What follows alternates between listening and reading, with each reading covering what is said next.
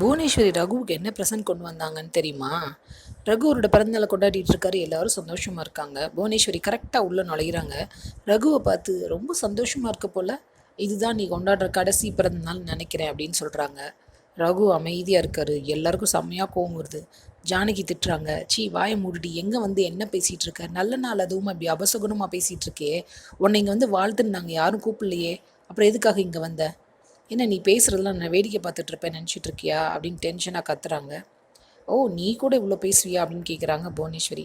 நான் ஒன்று இந்த பர்த்டே பார்ட்டிக்கு ரோஜா பூவை கொண்டு வரல, இந்த விழாவை நாசம் பண்ணுங்கிறதுக்காக எருக்கம்பூ பொக்கே தான் கொண்டு வந்திருக்கேன் அப்படின்னு சொல்லிட்டு, இந்த ரகுராம் உனக்கு என்னுடைய பிறந்தநாள் வாழ்த்துக்கள் அப்படின்னு சொல்லிட்டு பொக்கேவை நீட்டுறாங்க.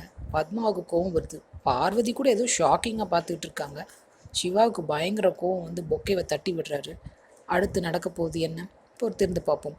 சில் அப்டேட்ஸ்க்கு எங்கள் சேனலை சப்ஸ்கிரைப் பண்ணுங்கள். மீண்டும் அடுத்த அப்டேட்டில் சந்திப்போம்.